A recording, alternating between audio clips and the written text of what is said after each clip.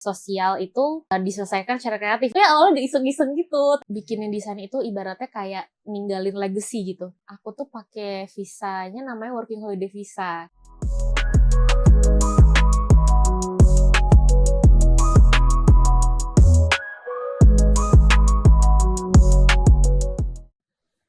Halo teman-teman semua, selamat datang kembali di Pencast, Pena Ilmu Podcast. Bersama saya host Jafar, dan kali ini co-host saya Karisma. Oke, kita akan ngobrolin santai tentang kehidupan. Dan utamanya untuk episode kali ini, kita ngobrolin tentang anak muda, yaitu karir, kerja, terus kemudian juga tentang perjalanan hidup yang pastinya kadang tidak sesuai dengan arah yang kita inginkan. Bener banget. Bahkan kadang kehidupan kita itu juga kayak desain ya.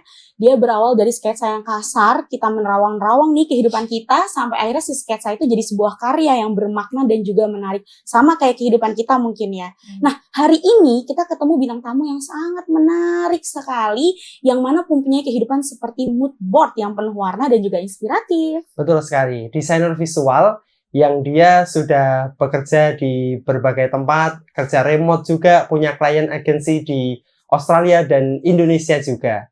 Langsung saja kita sapa narasumber kita, yaitu Nadira Anjani. Halo Nadira Anjani, Halo, gimana baik, kabarnya? Baik, Iya, luar biasa. Nah, nggak cuma itu. Nadira ini juga aktif di berbagai kelas desain untuk sebagai narasumber gitu ya, ngajarin para pemuda Indonesia di berbagai daerah yang mau belajar tentang desain. Nadira ini juga pernah mengikuti sebuah komunitas proyek di diaspora Indonesia yang ada di Australia. Jadi bisa dibilang bagi Nadira, sebuah desain itu bukan hanya karir, tapi juga wadah untuk dia berbagi dan juga berkontribusi. Luar biasa. Berarti Dira, kalau bahasa tongkrongannya ya, buat ngenalin diri kamu tuh, kamu adalah pengajar atau desainer atau apa ya? Coba mungkin buat dikenalin ke teman-teman, enaknya pakai bahasa apa ini? Atau semua orang yang serba bisa? Iya, kayaknya gitu ya. Tukang sulap kayaknya sih. Biasanya karena lebih lama di desain ya, jadinya desainer sih gitu. Lebih ke desainer ya. Walaupun juga itu tadi di komunitas juga ngajar, bikin kelas itu juga. Itu baru-baru ini aja, karena aku sharing ilmu, karena udah lama di situ gitu. Iya. Oke. Jadi lebih ke arah desainer. Ya, betul. Jadi seorang desainer asal Indonesia, kerja dari mana aja juga ya, sambil tetap berhubungan dengan komunitas itu tadi. Kalau berarti kalau bisa kita simpulkan, berarti fokus kamu di kreatif dan juga sosial ya. Yes. Yang dirasain, aku senang berbagi. Ya betul. Yang dirasain dari menikmati dua dunia itu, kreatif dan sosial tuh gimana sih? Bisa diceritain nggak? Jadi karena kreatif sama sosial itu dua dunia yang beda, tapi kayak saling berkaitan karena masalah sosial itu diselesaikan secara kreatif. Jadi kayak intinya tuh apa-apa yang dari sosial terus begitu diselesaikan secara kreatif, nanti balik lagi ke sosial itunya solusinya gitu. Jadi kayak karena itu saling berkaitan dan emang kebutuhan kreatif itu datangnya dari masalah sosial juga. Jadi dan kebetulan aku juga emang seneng bersosialisasi juga gitu sama komunitas, sama orang-orang. Extrovert.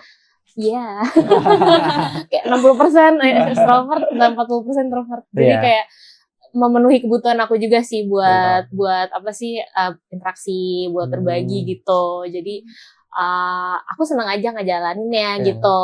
Dan ya makanya mungkin sampai sekarang juga kalau aku berkaca-kaca balik, mungkin karena itu kali ya, karena aku senang interaksi, terus senang berbagi gitu, membantu orang gitu ya. Jadi kayak bahasa kerennya kayak making impact kali ya gitu. Kalau sekarang ya. Jadi kayak ya makanya udah sampai di titik ini gitu. Kayak kreatif dan sosial, ya benar sih gitu.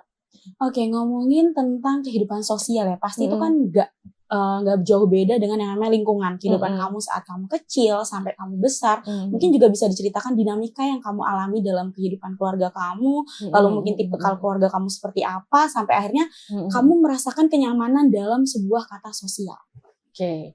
Jadi dari ini apa yang aku sharing sampai hari ini tuh karena bener karena keluarga aku sih. Hmm. Kalau tadi aku di jalan sambil mikir gitu ya kayak oh iya bener juga nih karena ini. Jadi kayak karena ibu aku dia tuh juga sekarang suka sharing juga. Jadi dia tuh aktif di dunia olahraga. Kalau ibu aku tuh personal trainer. Jadi kayak lama nge-gym gitu. Terus udah kayak belasan tahun. Terus dia sekarang lagi giat ngajarin ibu-ibu pengajian buat weight training kayak gitu. Jadi itu mencegah sarkopenia gitu loh dari dini gitu. Jadi intinya kayak setelah aku pikir-pikir kayak mungkin ini aku dapet senang berbagi tuh karena ibu aku tuh punya jiwa sosial itu. Terus udah gitu desain itu aku belajar dari bapak aku. Jadi dulu emang pertama kali yang ngajarin aplikasi desain itu bapak aku gitu. Jadi ya alhamdulillah sih itu berarti emang nggak tahu Allah ya ilmunya barokah dari kedua orang tua gitu. Oke, berarti background desainer kamu memang sudah kamu temukan dari kecil gitu ya? Iya, dari kecil sih. Oke, boleh diceritain lebih dalam lagi? Lebih Gimana dalam tuh lagi ceritanya? ya. Jadi awalnya banget itu nggak tahu sih mungkin kayak udah ada darah seni juga kali ya gitu. Kayak kakek aku suka ngesketsa foto gitu. Realis gitu ya. Terus kayak ada kayaknya dari nggak tahu di musik ada nggak ya, kayaknya agak-agak sedikit gitu. Pokoknya intinya kayak seni gitu ya. Terus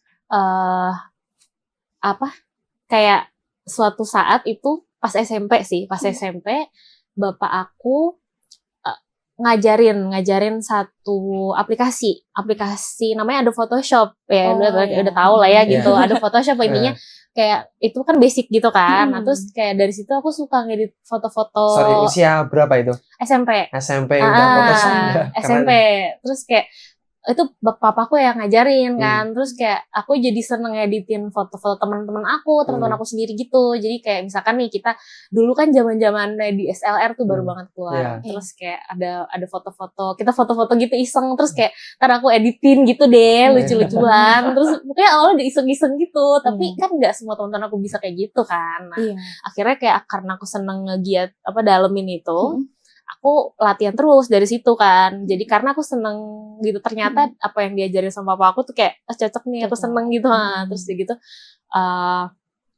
lanjut ke SMA. Nah itu mulai bikin undangan ulang tahun sih dulu tuh. Jadi kayak teman-teman aku kayak ada yang kan suka ada ala-ala gitu ya. Kalau dulu tuh SMA tuh kayak Sweet Seventeen kayak gitu-gitu. Nah terus kayak teman-teman aku ada yang bikin undangannya gitu, kayak bentuknya tuh balon udara gitu. Jadi kayak aku sama temen aku berdua, jadi kita sama-sama ternyata sama-sama suka desain nih gitu. Terus kayak yaudah kita bikin aja gitu. Terus dia tuh requestnya kayak gini. Nah akhirnya dari satu ini pokoknya kita jalanin dia mau request apa, terus kita bikin sebagus-bagusnya.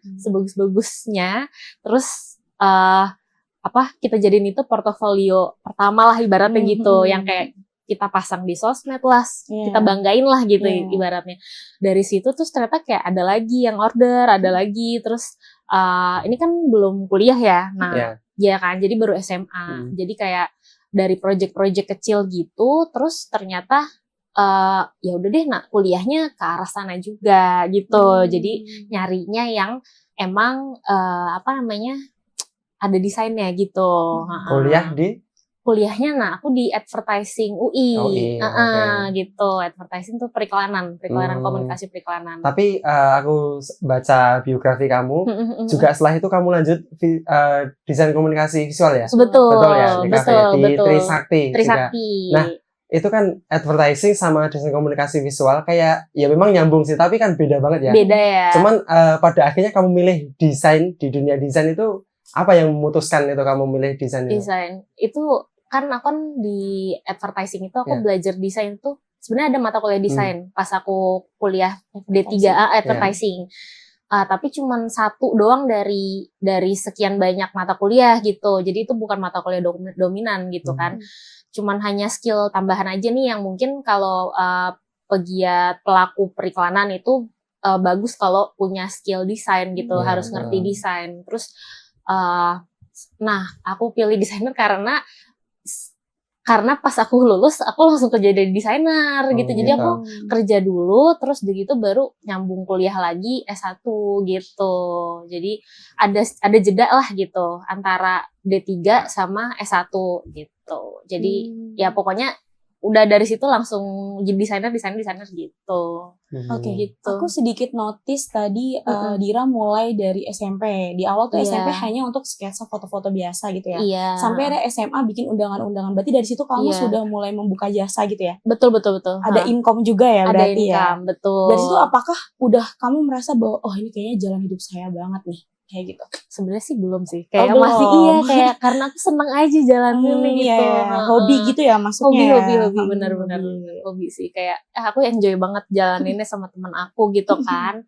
Kebetulan teman aku ini juga interestnya desain, terus sama-sama gimana sih kayak ketemu teman yang satu passion gitu loh, dan kayak bisa nih nyari duit dari sini gitu. Terus ya udah sebenarnya iseng sih awalnya gitu. Terus karena ini jalanku kayaknya enggak sih, karena kayak dijalanin aja dulu lah gitu, karena aku seneng jalanin gitu. Sama tadi aku notice Jafar itu juga menyebutkan bahwa kamu pernah kuliah di 2 tempat gitu kan. Nah biasanya orang itu kan kalau kuliah rencananya pengen kerja sesuai apa jurusannya kayak gitu kan. Sedangkan kamu nih harus meluangkan waktu lebih lagi untuk kamu belajar desain komunikasi visual itu. Itu kenapa kamu akhirnya bisa memutuskan hal itu? Karena seneng gitu, karena aku ada interest ke arah situ gitu. Jadi ya buat pemirsa menonton, kayak kalau emang seneng sama sesuatu yang emang baik itu ya emang baiknya digelutin gitu sih, kayak difokusin gitu sih. Ya dari situ biasanya sih gitu, mulainya. Dari suka itu ya akhirnya kelihatan tuh arah karir kamu kelihatannya. Iya betul. Dari agensi, magang, terus aku juga baca biografi kamu sampai masuk di ruang guru juga ya. Iya, sempat mungkin aku yakin juga mungkin perjalanannya nggak semulus itu juga ya. Bisa diceritain nggak itu pas di perjalanan karir itu ada rasa ragu-ragu nggak pas ketika saya desainer ini ragu ternyata seberat ini, atau kendala-kendala yang bikin kamu ragu pas di dunia desain? Iya. Sebenarnya sampai sekarang juga masih tetap ada sih. Karena kan kita belajar terus ya jadi orang ya. Maksudnya kayak nggak bisa cepet puas gitu. Karena kan pasti apalagi desainer. Kalau desainer itu pasti banyak yang lebih bagus gitu. Kayak ya apapun sih sebenarnya. Dan kita jadi apapun juga pasti ada yang lebih tinggi dari kita gitu. Jadi kayak dari yang ragu-ragu itu ya karena kok aku desainnya skillnya bisa sampai sini doang gitu, orang lain kok bagus banget gitu, bisa sampai kayak gitu. Apalagi pas kuliah sih, aku pernah tuh pas kuliah juga teman-teman aku pada kreatif banget gitu, mereka tuh idenya ada aja, tapi ya udah dijalanin aja sih. Karena ya tetap ya nggak nyerah lah ya gitu, bukan berarti kayak kalau ada yang lebih bagus tuh kayak terus kita jadi down. Bener itu enggak sih. Udah ada jalannya masing-masing gitu loh. Iya. Oke, sekarang mungkin kita masuk ke fase yang paling seru nih, yaitu kerja global. Kerja global udah mungkin teman-teman penonton juga pengen tahu banget cerita tentang ini ya. Jadi kamu pernah kerja sama dengan tim dari luar negeri ya? Sorry aku baca contekannya biar gak salah, ini soalnya bahasa asing. Aku biasaan makan pecel jadi sulit, takutnya salah nanti ya ngomongnya. Kayak di ini, design pickle ya gitu ya. Turtle down under gitu ya namanya. Betul ya? Betul ya? Kesempatan luar biasa berarti ya itu ya. Nah, gimana tuh bisa dapat kesempatan bisa kerja di situ tuh? Iya, mungkin aku dulu juga ini ya sebagai POV yang cuma nontonin orang doang nih ya. Yang kayak kok bisa ya dia gitu. Hal ya udah rezeki Allah juga, maksudnya udah maksudnya jalannya lah ya. Akhirnya. Jadi jadi kayak ya intinya usaha sih ya, usaha dan yakin aja sih kalau bisa gitu. Pokoknya yakin aja dan perbanyak ilmu gitu. Kan aku juga ini tuh kerja global itu karena satu mungkin bahasa Inggris ya.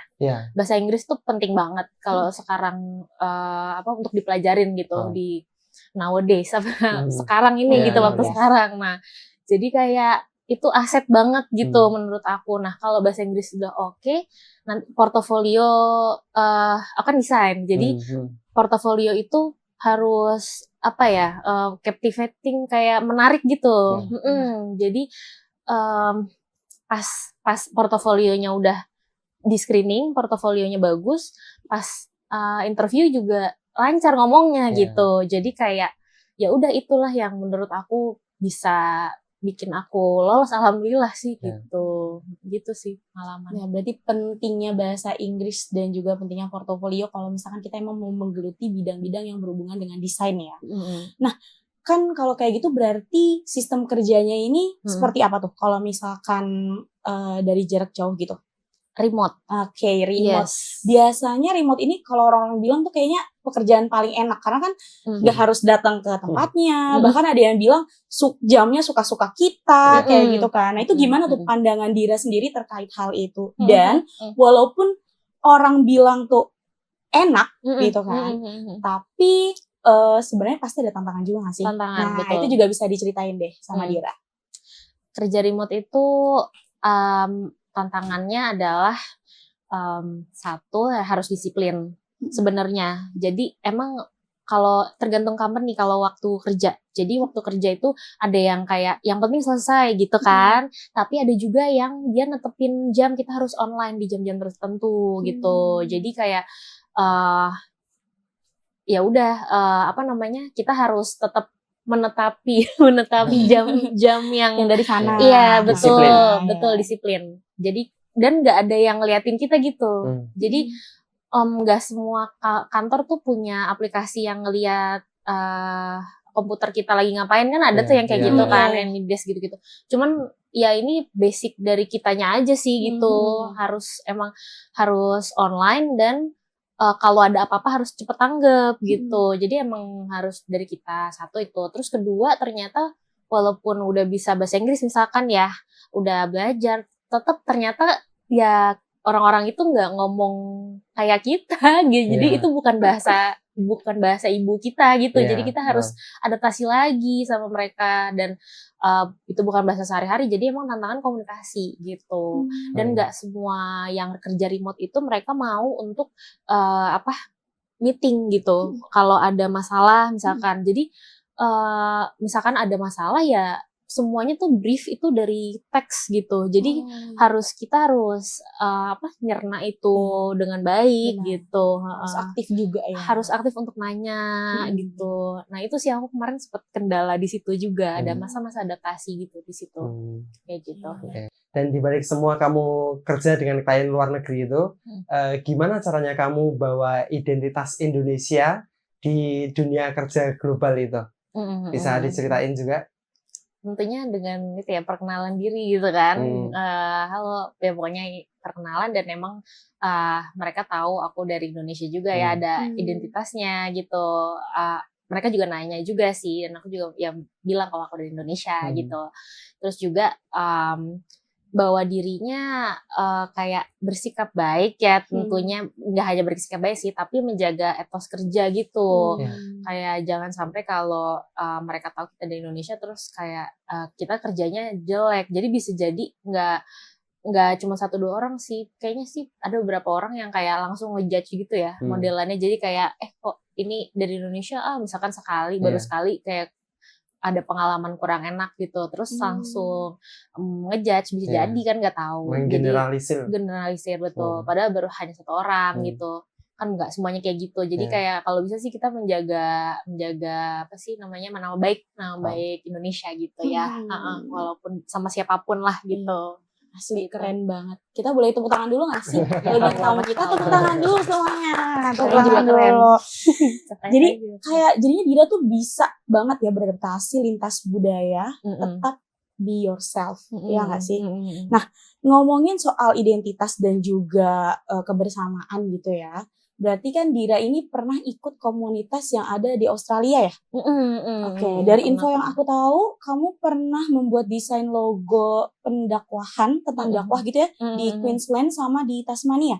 Iya betul. Oh, itu Kalau rumah. Tasmania itu aku bukan logonya sih, cuman Oh, itu kontribusi juga. Oh gitu. Mm-mm. Boleh diceritakan lebih dalam? Oh iya.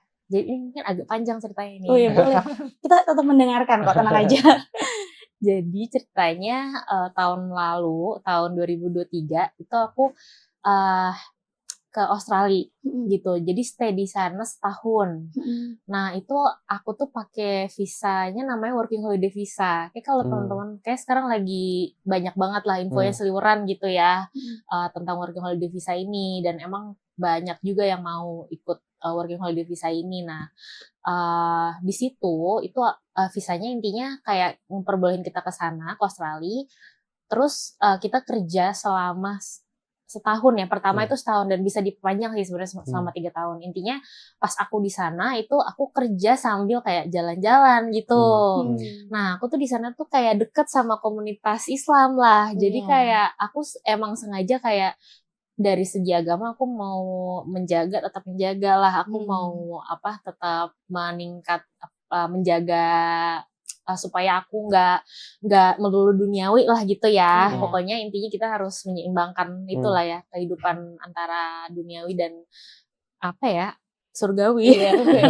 Terus akhirati. Terus kayak gitu kayak ya udahlah, aku deket komunitas. Nah, dari situ tuh emang pertolongan ada aja lah intinya gitu. Pokoknya sangat ditolong di sana gitu, deket sama orang-orang komunitas Islam ini gitu. Ini majority Indonesia emang dari Indonesia. Nah terus mereka dari Indonesia tapi dia tinggal di betul Australia gitu ya? Tinggal di Australia. Mereka ini udah kebanyakan udah berkeluarga gitu. Jadi kayak anak-anaknya tuh yang Indonesia tapi ngomongnya bahasa Inggris gitu. Gitu, diaspora lah ya, diaspora Indonesia memang. Terus aku stay di sana. Nah, akhirnya aku involve lah sama kegiatannya gitu ya. Ada pengajian, terus ada kayak makan-makan, terus pengajaran ya dari segi Islami segala macam sama anak-anak kecil kelas. Terus ada juga yang kita masak-masak bareng-bareng gitu. Jadi kayak saling tolong menolong gitu ya di sana gitu. Jadi indah banget sih, maksudnya kayak di negara orang yang awalnya tuh kan nanti aku nggak ada siapa-siapa gitu ya. Terus kayak ternyata di sana saling tolong menolong betul. Terus kayak ya udah itu bersyukur banget, aku alhamdulillah banget sih gitu. Nah, terus dari situ karena mereka udah banyak bantu aku, nah aku juga akhirnya bantu mereka gitu sih. Nah, makanya aku terus kontribusi di bikin logo itu. Sampai sekarang juga masih dipakai gitu sama mereka. Terus kayak sama satu lagi ya di Cairns sama di Tasmania itu bikin desain buku gitu. Jadi buat dakwah. Bukan, dia tuh kayak misalkan ada tamu yang mau ke sana, terus kayak mereka karena itu tempat turis gitu. Jadi kayak aku ngerangkum tempat-tempat wisatanya gitu di satu buku gitu. Jadi kayak guidebook, travel booknya gitu buat tamu-tamu gitu. Gitu. Biasanya orang kerja di luar negeri itu ya fokusnya ke karir ya. Tapi kamu benar-benar nyempetin buat bantu komunitas, itu keren banget sih, luar biasa. Kalau alasan khususnya karena pengen bantu komunitas itu apa? Ada alasan khususnya nggak? Iya itu tadi alasan khususnya karena mungkin karena mereka udah bantu aku banget intinya gitu. Sebenarnya sih ya dengan adanya mereka menerima aku aja aku udah bersyukur gitu ya.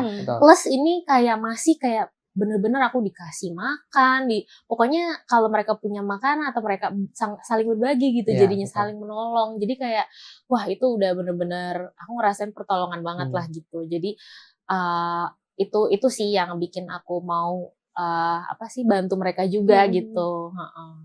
Oke, lewat proyek itu tadi yang kamu bantu mereka dan mereka bantu kamu, artinya kan di situ ada hubungannya dengan sosial itu tadi ya. Betul. Terus juga di mana kamu membantu mereka dalam bentuk desain. Nah, dari situ kamu bisa nggak menemukan makna antara desain dan juga kebersamaan itu sendiri? Aku bikinin desain itu ibaratnya kayak ninggalin legacy gitu. Jadi kayak ada sesuatu yang aku tinggalin di situ gitu ya, ada warisannya gitu kayak, dan itu bermanfaat buat komunitas itu gitu, semoga ya, mudah-mudahan. Jadi kayak mungkin dari situ sih, jadi kayak apa-apa yang udah aku bisa lakuin gitu, akan aku lakuin untuk menolong komunitas gitu, untuk menolong komunitas itu. Jadi misalkan kamu udah nggak di sana pun masih ada diri kamu yang terkenang di sana gitu ya. Harapannya gitu kayak keren banget. Iya gitu lah. Jadi makin kelihatan ini bahwa kamu berkarya itu bukan cuma buat kamu sendiri ya, tapi buat juga berdampak buat orang lain. Nah ini nyambung juga nih buat topik kita berikutnya, yaitu kamu juga buat kelas desain ya, buat kelas desain yang kamu buat sendiri. Dan ini kelas desain ini kamu buat untuk bisa diikuti oleh seluruh anak-anak di Indonesia, betul ya? Betul. Awalnya bisa kepikiran bikin kelas itu gimana tuh? Awalnya tuh sebenarnya true story-nya ya. True story. Jadi tuh aku tuh pengen ada rencana mau dapetin beasiswa S2 ceritanya. Terus aku perhatiin tuh dalam esainya mau dapetin beasiswa S2 itu harus ada kayak inisiatifnya gitu. Inisiatif yang dibuat untuk sosial gitu. Nah, akhirnya aku kepikiran lah dari situ, iya kenapa? Oh, terus gitu gini juga. Teman-teman aku tuh banyak sih, nggak cuma 1-2, banyak yang minta ajarin desain gitu. Jadi kayak Jan, ini dong, pokoknya waktu itu aku pernah nanya juga di Instagram iseng-iseng gitu, kayak gimana kalau aku bikin kelas gitu. Terus mereka responnya kayak, iya nih buat kebutuhan kerja, misalkan gitu ya, kayak dia bukan desainer, cuman skill tambahan gitu. Atau misalkan dia punya usaha UMKM, terus dia pengen desain produk, dia pengen desain sosmednya gitu. Terus kayak ada juga yang ibu-ibu rumah tangga, ya udah ibu rumah tangga ngurusin anak, tapi dia juga pengen kesibukan gitu. Mungkin dia bisa cari cuan dari situ gitu. Jadi kayak untuk nambah skill ibu-ibu gitu ya. Terus kayak banyak sih, dan ada juga yang pokoknya jadi akhirnya dari situ akhirnya aku bikinlah itu, aku jadiin lah gitu iseng. Terus aku bikin, adalah yang ikut kayaknya ya 10-20 orang lah gitu, dari inner circle, dari teman-teman sendiri gitu. Terus aku iseng bikin video gitu, aku post di TikTok sama Instagram gitu kan, kayak ini kelas desain aku nih pertama kali jadi gitu, padahal aku iseng, aku bilang gitu. Terus aku bilang aku mau ngulang lagi kelas ini minggu depan gitu, mungkin ada yang mau join nggak gitu. Terus ternyata ada yang kayak aku nggak kenal siapa gitu dari TikTok, tiba-tiba tuh nyapa, Kak mau ikut gitu. Terus dari Instagram, Kak mau ikut gitu. Terus aku kayak kok ada aja gitu. Iya, jadi kayak dan sampai sekarang dia masih rajin ikut kelas gitu. Jadi kayak ya ternyata yang malah yang rajin tuh justru yang kayak gitu Terus tiba-tiba datang, tiba-tiba ada gitu, nggak nyangka aja gitu. Dan dia bukan dari Jakarta sih, dia dari daerah mana gitu ya, aku lupa deh, Jawa Barat atau Jawa Timur gitu. Gitu. Jadi ya gitu sih. Ya karena memang kan ya zaman sekarang tuh kayak kita kan sering banget ya kayak tadi ya, produk-produk itu kan pasti dilihat dari visualnya dulu ya, dilihat dari covernya dulu, itu kan berhubungan dengan desainnya. Banyak banget anak muda yang pengen belajar itu, masuk salah satunya saya juga. Kayak gitu. Kalau saya mau ngeluarin produk, pasti yang dipikirin bukan produknya kadang, tapi malah ini gimana ya tampilannya biar kelihatan menarik. Nah berarti kan kelas kamu tuh sangat membantu banget ya buat mereka, jujurly. Semoga sih. Nah kalau hubungannya dengan beasiswa S2 tadi gitu kan, kayaknya kamu kurang mengulik lebih dalam lagi nih. Maksudnya hubungan antara beasiswa S2 sama akhirnya kamu buat kelas. Sama mungkin satu lagi deh aku mau tanya. Postingannya masih ada nggak yang tadi yang pertama itu? Masih. Masih ada. Masih ada. Ini bisa dilihat nanti ya? Oh bisa. Gitu ya. Oke. Gitu. Yang S2 ya tadi ya. Iya, jadi kayak aku muter otak aja sih, kayak apa ya, jadi gini, kandidat S2 itu kan biasanya dia tuh mencari yang memang calon mahasiswanya itu, calon penerimanya itu ngasih dampak apa sih gitu untuk Indonesia gitu kan. Akhirnya dari situ kayak, aku terpacu gitu, kayak aku bisa apa ya gitu, sebagai aku yang sekarang gitu, aku bisa melakukan apa minimal banget gitu. Nah, dan juga dari teman-teman tadi yang minta itu akhirnya aku kepikiran gitu. Oh, kayaknya bisa nih aku bikin kelas desain. Nah, nanti itu kelas desainnya itu harapannya bisa ngebantu aku supaya aku masukin esainya lah gitu ya. Iya. Maksudnya jadi portofolio aku supaya Iya. bisa beneran aku misalkan ya, itu rencananya misalkan aku besarin lagi skalanya gitu, kelas desainnya. Jadi nggak hanya yang sekarang yang baru ya kecil lah sebenarnya sih gitu. Cuman Merintis ya. merintis ya Bukan gitu. pewaris. Iya, betul. Terus bukan privilege gitu ya. Terus ya itu. Jadi harapannya dengan aku masukin ya, misalkan aku dapat, mudah-mudahan ya aku dapat beasiswanya, terus nanti aku belajar, terus jadi bisa lebih bermanfaat lagi lah intinya bagi apa yang udah aku jalanin ini, kelas desain ini, terus juga ya apapun sih gitu sebenarnya, buat skala yang lebih besar lagi gitu. Oke. Di kelas desain kamu itu kamu nyampein ilmu tentang teknik desain aja atau hal lain sih yang kamu sampaikan ke teman-teman? Aku juga ngajarin personal branding dari LinkedIn gitu. Jadi ya berarti emang penting ya tuh personal branding ya. Cuman kalau mungkin ditanya buat para desainer muda itu yang paling penting apa sih? Mungkin tentang tekniknya desain atau personal brandingnya atau bangun portofolionya itu yang paling penting apa, bisa dijelasin ya? Yang paling penting tuh semuanya penting sih. Semua harus menunjukkan bermanfaat, berkaitan ya. Betul. Sebenarnya gini, urutannya kita punya skill, terus kita nunjukin skill kita dengan baik lewat portofolio, terus jangan lupa self branding, karena self branding tuh caranya supaya kita bisa dijangkau sama klien gitu. Gimana kita nge-publish diri kita supaya apa yang kita bisa lakukan itu acknowledge, diketahui gitu ya. Diketahui sama yang mencari kita gitu. Jadi nggak hanya kita yang terus mencari, tapi kita juga harus branding gitu diri kita gitu.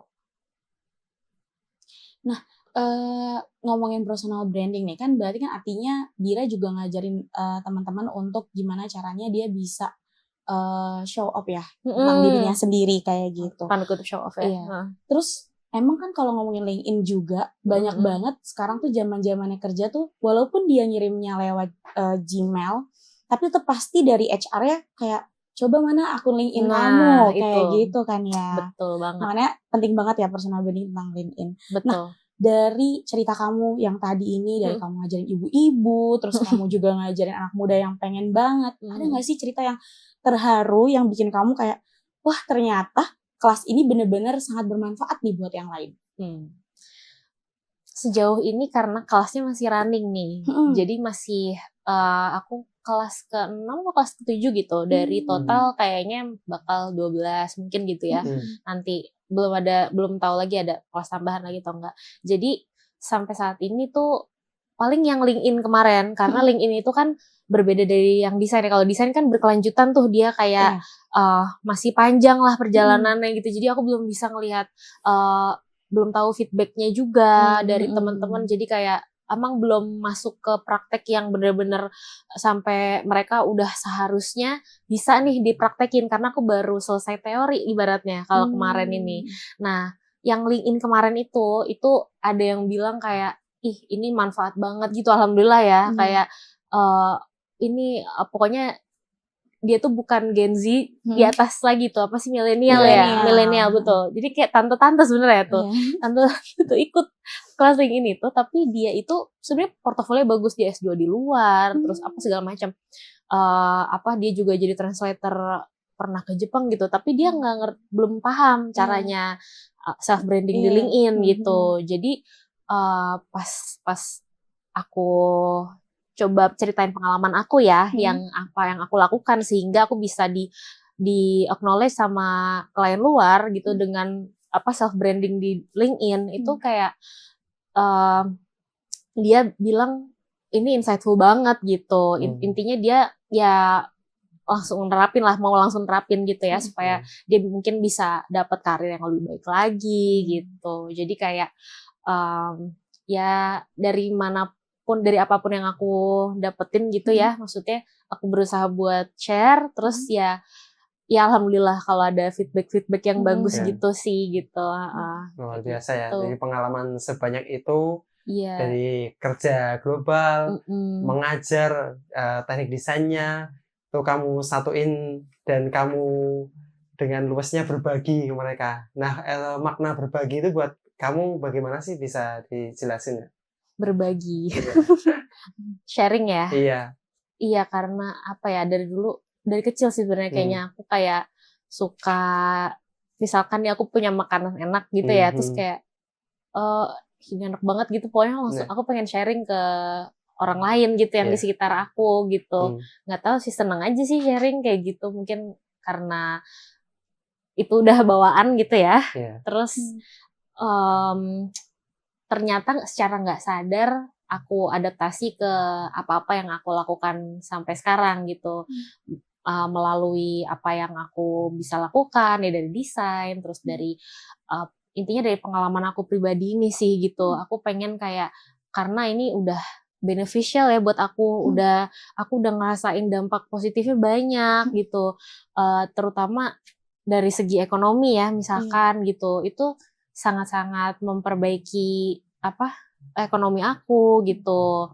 Jadi dengan awalnya dengan skill, terus udah gitu ya pokoknya dari belajar skill, dari bahasa Inggris, terus kayak dari self branding, semuanya itu bisa memperbaiki diri kita ya, pokoknya jadi lebih self developmentnya gitu, jadi meningkatkan diri dan pengembangan diri. Mungkin bisa dibilang memperbaiki nasib kali ya, kayak maksudnya kayak ya nasib udah ada masing-masing ya gitu, cuman kayak intinya ya itu tuh nggak hanya datang gitu aja gitu, jadi emang harus dipelajari gitu kan. Jadi ya aku tetap berbagi supaya yang siapapun yang mau belajar tuh bisa merasakan juga lah keuntungannya gitu nanti gitu. Oke, kalau misalkan kita tilik ke belakang nih dari apa yang sudah kamu paparkan tadi ke kita semua yang luar biasa banget, menginspirasi ceritanya. Nah, sebenarnya kamu ngelakuin itu semua itu karena memang karir, atau sebenarnya ada makna atau kebermanfaatan yang ingin kamu petik selain dari dampak positif tadi juga? Mungkin awalnya itu aku karir ya, karena dulu itu pas aku masih muda kan kayak pengennya ya udah bekerja aja gitu ya kan, bekerja karir. Lama-lama setelah ya udah lama ya kita kerja di dunia desain kayak gitu, ada titik di mana kayak ya ini kayaknya emang waktunya buat sharing deh gitu, emang waktunya buat ibaratnya ilmu jariah, jadi bisa jadi amal jariah ya kalau kita nyebarin ilmu dan dipraktekin sama orang lain gitu kan, itu kayak itu datang aja sih waktu itu gitu. Jadi di tengah-tengah jadi ada pikiran untuk memanfaatkan apa yang sudah aku alami itu jadi sesuatu yang bisa aku bagi gitu, dan orang itu bisa belajar dari situ gitu. Semoga bermanfaat. Amin. Iya, luar biasa itu, karena nggak semua orang seperti yang kamu pikirkan.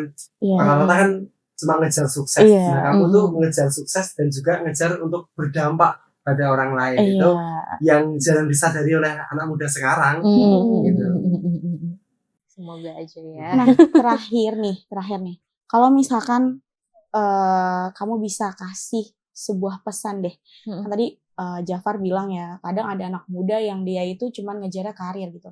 Ya kalau sekarang kayak finansial gitu lah ya, pengen financial freedom gitu kan. Kalau orang anak kids zaman now gitu kan bilang, Gen Z bilang. Nah, ada nggak sih pesan yang mau kamu berikan ke mereka buat pendengar-pendengar kita nih, terutama anak-anak muda sekarang ya, yang dia masih bingung nih arah hidupnya mau kemana, terus habis itu dia harus ngelakuin apa? Oke. Kalau dari pengalaman aku ya, dari cerita aku sendiri, dari apa yang udah aku alamin, aku kan tadi kan kita udah ngobrol nih ya, jadi aku juga screening diri aku sendiri. Aku berangkat dari sesuatu yang aku suka gitu, aku enjoy ngejalaninnya gitu.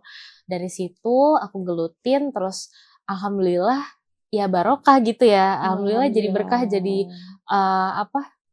bisa menolong banyak orang juga. Jadi kayak contoh ya dari dulu aku awal kerja, terus kan terima uang, terus kayak ya jangan lupa kita tetap berbagi sama orang tua atau kita sedekah kayak gitu. Nah, jadi kayak apa namanya, tetap diseimbangkan gitu ya, apa-apa yang sudah kita usahakan, kita dapatkan dengan cara kerja di dunia, Iya. dengan berbagi sama orang gitu. Karena rezeki kita kan juga dikasih sama Allah ya, dan kita juga cuman perantara doang. Jadi kayak Benar. tetaplah kita berbagi sama orang-orang di sekitar kita, terus juga benar itu kalau misalkan mau mikirin financial freedom itu sebenarnya bagus banget sih. Kalau bisa dipikirin dari dini tuh, aku juga mau sih mikirin itu dari dulu gitu. Tapi aku dulu nggak kepikiran loh, baru iya. Jadi kayak jalanin aja gitu. Aku tipenya kayak yang YOLO gitu deh, kayaknya yang jalanin aja gitu. Tapi itu bagus sebenarnya buat dipikirin financial freedom. Dan sekarang juga udah banyak nih misalkan kayak dari apa-apa yang kamu suka itu bisa banget jadi betul. Kayak bikin konten terus kayak dijual gitu. Terus kalau misalnya desain nih aku belum praktek ke situ. Cuman aku udah lihat kayak ada yang jualan template di Canva, jualan template Canva gitu ya. Terus jualan desain, terus jualan. Aku sih udah dulu sih itu ya, jualan itu. Cuman kayak ini yang sifatnya digital tuh dia kayaknya lebih ke passive income jadinya gitu ya. Jadi kayak sebenarnya banyak banget yang bisa dipelajarin gitu. Dan jangan menyerah ya, jangan lelah untuk belajar terus gitu, tetap belajar terus, tetap evaluasi diri supaya jadi lebih baik gitu. Terus apa ya, lihatnya mungkin ya evaluasi diri terus lah ya, pokoknya intinya gitu. Dan terus berbagi sih ya sama orang gitu. Udah muter-muter nih. Ini bagus banget ya buat kita, dalam banget, dan banyak banget insight yang kita dapatin dari cerita kamu. Luar biasa.